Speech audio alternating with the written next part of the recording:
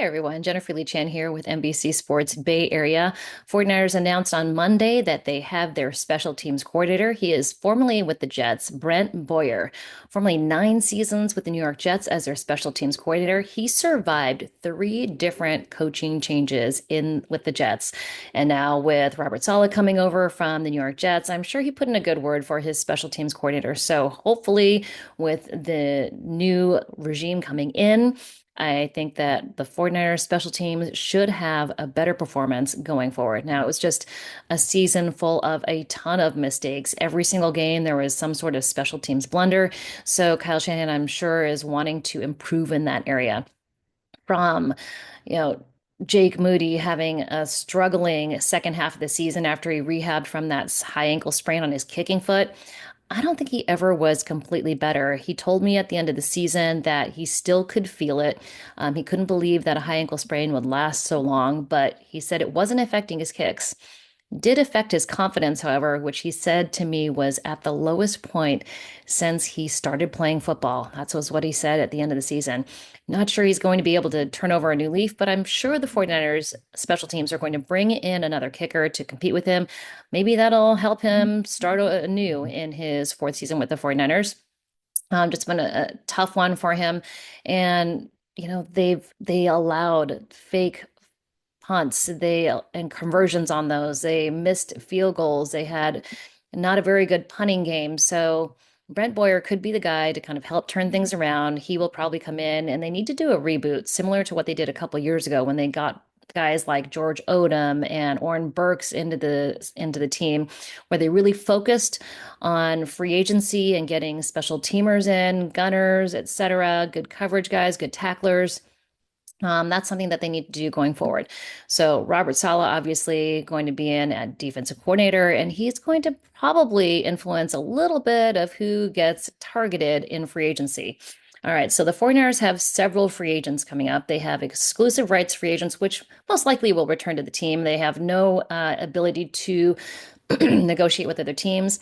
And a lot of those are on defense. So you have Evan Anderson, who did a really good job as a rookie on the defensive line, Alex Barrett, who's kind of a veteran who's been around, linebacker Jalen Graham, defensive lineman Sam Okawanu, who also had a really good season, offensive lineman Austin Pleasance, tight ends Jake Tongas, and Braden Willis. So those guys are going to return to the team. They are exclusive rights free agents, and the 49ers own those rights. As far as the restricted free agents, Jordan Mason, running back, and Curtis Robinson. I feel like the 49ers will tender a medium tender, maybe a low or high. I don't know. I don't think they do a high tender on Jordan Mason because they do have Isaac Guerendo and Christian McCaffrey. But I do think that they work out a deal with Jordan Mason. Maybe a team matches it. But with that restricted free agency, the 49ers have the opportunity to match or pay higher to keep Jordan Mason in the building. Curtis Robinson is a guy, he's rehabbing from an ACL injury, good, solid locker room guy, special teamer. I don't know that they tender him necessarily, but probably will be a guy that they are able to bring back. Now, unrestricted free agents, this is where it gets a little bit more interesting. They have 24 of them. And I really think that they need to shore up the defense. And while on the offensive side, I do think that Eric Saubert is a guy that they need to bring back. He is not, I mean, George Kittle is always going to be the starter. He's the all pro, he's the pro bowler. George Kittle is going to be on the field whenever he's healthy. When he is not, Eric Saubert was the guy that they went to. He played over 300 snaps on offense, over 300 snaps on special teams. So he is multi purpose. He can do a lot.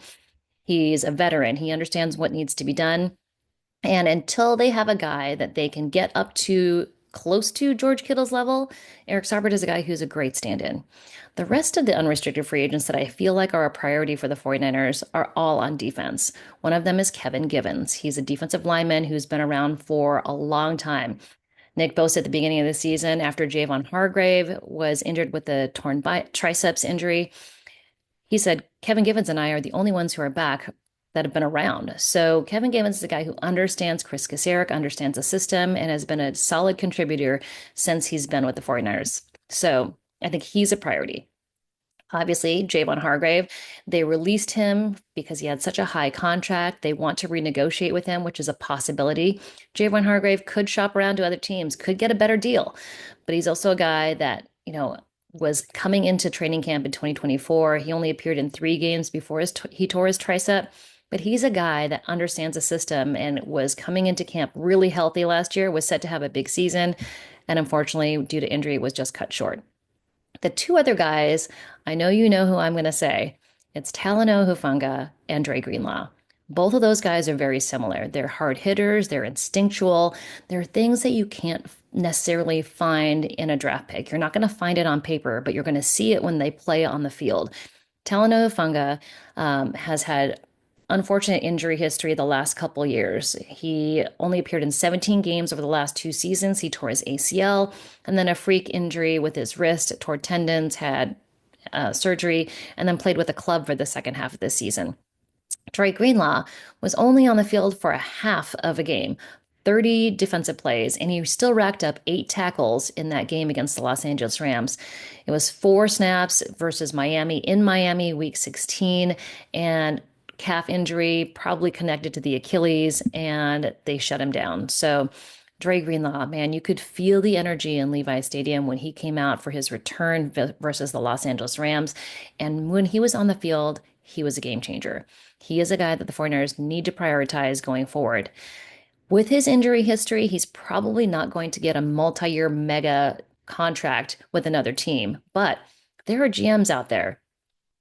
D'Amico Ryans, head coach of Houston, Adam Peters, general manager of Washington, those guys would be willing to take a risk on Dre Greenlaw. There's also a Kwesi Adolfo-Mensah in Minneapolis who is very familiar with Dre Greenlaw and what he brings to the field. Those guys I wouldn't put it past them to take a risk on Dre Greenlaw for maybe a 2-year deal. But I think the 49ers are where Dre Greenlaw probably will have his best opportunities to put a great game film down. And I think he would be best suited to play next to Fred Warner for the next 2 years, right? I know that's everybody's dream. Unrestricted free agent signing. So let's hope that happens. So all of that is to say, the 49ers have a lot of work to do going into the offseason. And I know none of you are happy with the Super Bowl matchup. It's the Chiefs and the Eagles. Again, we all wanted the Washington Commanders and the Buffalo Bills, but it is not to be. So we'll just go on about business, and I'm not going to talk about it much longer. All right, everybody. Hope you're having a great day. This is your Monday update, and I'll talk to you soon.